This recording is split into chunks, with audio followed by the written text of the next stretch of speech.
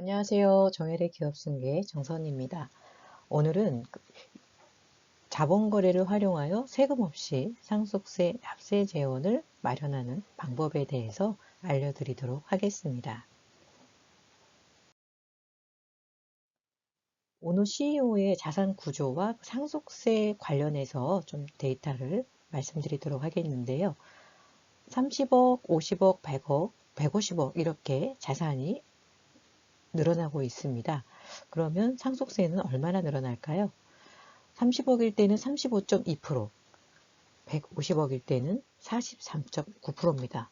물론 재산이 늘어나면 상속세도 같이 늘어나겠죠. 하지만 같은 비율로 늘어나는 게 아니라 재산 증가의 속도보다 상속세 증가의 속도가 훨씬 더 빠르다는 겁니다. 150억 갖고 있다면 적어도 상속세는 65억 정도 납부를 해야 합니다. 그런데 상속세는 현금으로 납부를 해야 하는데 자산 규모별로 구조를 좀 봤는데 유동성 자산은 13%밖에 되지 않습니다. 상속세는 자산의 43.9%를 내야 되는데 이 갭 차이는 어떻게 해야 될까요?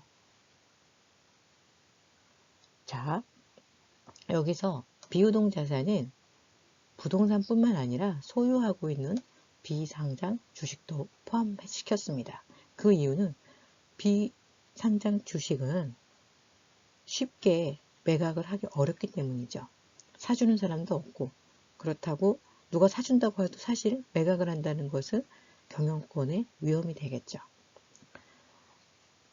상속이 발생했을 당시에 우리 회사 주가가 높게 평가가 되어 있다면 비상장 주식회사의 주가는 시가가 따로 없죠. 왜냐하면 거래가 일어나고 있지 않으니까. 그렇다면 상증세법상 보충적 평가를 하게 되어 있습니다. 대표님들 잘 아시겠지만 비상장 주식의 평가는 현재 상속이 발생했다면 2020년 5월에 발생을 했다면 2019년, 2018년, 2017년 이렇게 직전 3년의 손익 그리고 현재 시점의 자산 이걸 가지고 평가를 합니다. 자산은 현재고 손익은 직전 3년을 갖고 하는데 수능하고 비슷해요. 3대 2대 1. 그러니까 하필이면 상속 발생하기 전년도에 손익이 굉장히 많이 났어요. 그러면 실제 가치보다 훨씬 더 높게 평가될 가능성이 상당히 높습니다. 그렇다면 상속세가 굉장히 과도하게 나오겠죠. 높게 평가가 됐으니까. 상속 재산이 높으면 상속세도 굉장히 높게 나오겠죠. 그런데 문제는 뭐냐면 이렇게 현금은 실제 상속세보다 훨씬 적게 갖고 있는데 주식을 물납으로 내려고 해도 보통 부동산 같은 경우는 물납으로도 많이 하잖아요. 그런데 주식은 물납이 많이 제한이 되어 있습니다. 어떤 제한이냐면 상속인들이 금융자산이나 또 다른 주식 외에 부동산 이런 게 있다면 이걸로 납부하라는 거예요. 이런 게 없을 때 물납으로 하라는 거예요. 그렇다면 그 유가족들이 이 상속세 때문에 굉장히 부담이 클 수밖에 없겠죠. 왜냐하면 갖고 있는 금융자산이나 부동산으로 상속세를 납부해야 되는 상황이 발생할 수도 있기 때문입니다.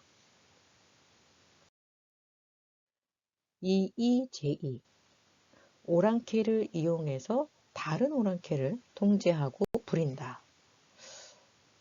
제가 왜 이런 이야기를 썼을까요? 자, 보시겠습니다. 상속세 납세 재원을 하는데 앞에서 보신 EEJ를 활용하겠습니다. 상속인이 상속세를 마련하려면 돈이 있어야겠죠. 그 돈이라는 것은 우리가 벌어야 되는 건데 일을 해서 벌 수도 있고 아버지가 그냥 무상으로 줄 수도 있고 사업을 해서 벌 수도 일을 하는 거 뭐 월급도 있고 사업소득도 있고 다 일을 해서 벌겠고 또 배당소득이나 금융소득 등이 있겠죠. 그런데 이런 소득들은 이미 국세청에 세금을 낸 소득이에요. 그러니까 예를 들어서 저희 아버님이 법인을 갖고 있는데 제가 여기서 일을 해요. 그래서 근로소득을 받았다고 한다면 대표님들 자녀들이 회사에서 많이 일하잖아요. 아버지 회사에서는 3억이 나갔어요. 그런데 아들은 이 3억을 쓸 수 있는 게 아니죠. 1억은 세금으로 뚝 국세청에서 가져가죠. 그리고 아드님은 실제 2억밖에 자산 형성을 못한다는 겁니다. 그런데 이 돈으로 또 세금을 납부한다. 세금을 낸 돈을 갖고 또 세금을 납부해야 되는 일이 발생을 하는 거죠. 그런데 이렇게 정말 아까운 돈으로 상속세를 내는 게 아니라 법인 돈으로 상속세를 납부하는 방법이 있습니다. 상속이 발생해서 상속재산이 100억이었어요. 그러면 상속세를 한 35억을 내야 돼요. 상속인들은 어떻게 해야 될까요? 있는 재산을 팔아도 상속세를 낼 수는 없죠. 그래서 아버님한테 상속받은 이 주식을 법인에 소각을 시켰습니다. 물론 법인에 소각을 시키면 의제배당이라고 해서 의제배당 세금이 발생을 하는데 내가 아버지한테 받은 주식의 가격과 소각 대가가 같기 때문에 세금이 없습니다. 이 내용을 제가 상세하게 말씀을 드릴게요. 원래 아버지는 10,000원을 주고 법인을 한 주당 10,000원을 주고 법인을 설립했어요. 그래서 아버지가 법인의 주식을 팔았다면 90,000원에 대해서 양도세나 아니면 소각을 했다면 배당소득세를 내겠죠. 그런데 상속인 나는 아버지한테 10,000원에 받은 게 아니죠. 상속 시점의 주가 100,000원에 받았어요. 그리고 법인에 100,000원의 유상감자나 소각을 했습니다. 그러면 의제배당, 배당소득세 내야 되는데 차익이 없으니까 세금은 0원입니다. 자, 그러면 중요한 게 있죠? 법인에 주식을 소각하고 매각을 하고 나는 대가를 받아야 되는데 35억이라는 이 현금이 법인에 있어야 받죠. 주식을 팔았는데 35억이라는 현금이 법인에 있어야 이 대가를 받을 수 있다는 겁니다. 대부분의 회사가 법인에 이렇게 많은 현금을 보유하고 있지 않습니다. 그래서 최근에 많은 법인에서 법인을 계약자로, 법인을 수익자로 하고 피보험자는 대표님이나 회장님으로 하고 계약자, 수익자, 상속이 발생하면 바로 이 수익자 통장, 즉 법인의 통장으로 보험금이 들어오게 됩니다. 그러면 상속인들은 법인의 돈이 있으니까 주식을 소각하거나 감자하거나 매각을 해서 현금화할 수 있다는 거죠.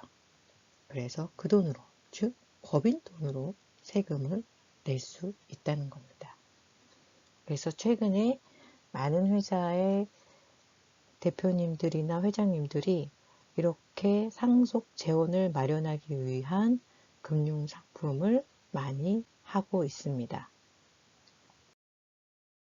국세청 세금 전략 가이드, 국세청에서 해마다 세금 전략 가이드가 부동산도 있고 개인소득세도 있고 상속증여도 있고 다 나옵니다. 거기에서 상속세를 대비해서 자녀 명의로 보험을 가입해라. 물론 이 방법도 있습니다. 그런데 아까 보셨죠? 자녀 명의, 자녀가 돈을 내야 되는데 그 돈은 세금을 한 번 낸 돈이라는 거죠. 그런데 우리는 어떻게 한다 그랬어요? 법인에서 법인 돈으로 내고 바로 자녀들은 상속받은 주식을 매각해서 그 돈으로 세금을 낸다고 했죠. 세금을 한 번만 낼 수 있다는 거죠. 자, 오늘은 정말 중요한 상속세 재원을 법인의 자금으로 할 수 있는 방법에 대해서 말씀드렸습니다. 내용이 도움이 되셨다면 좋아요, 구독, 알림 설정을 꼭 해놓으시고요. 알림 설정을 해놓으셔야 수시로 바뀌는 이런 제도에 대해서 그때그때 대비하실 수가 있습니다. 또 오늘 내용이 궁금하시거나 상담을 받고 싶으신 대표님들은 하단에 상담 남기기라는 신청 URL이 있습니다. 그 부분을 체크하셔서 상담 남기시면 되고요. 또 번거로우시면 문자나 전화로 상담 요청하시면 됩니다. 상속재원은 반드시 준비하셔야 될 중요한 내용입니다. 제가 많은 대표님들을 상담하지만 또 상속을 받을 자녀분들하고도 많이 상담을 하는데 상속세 때문에 자녀들이 정말 많이 부담을 갖고 있습니다.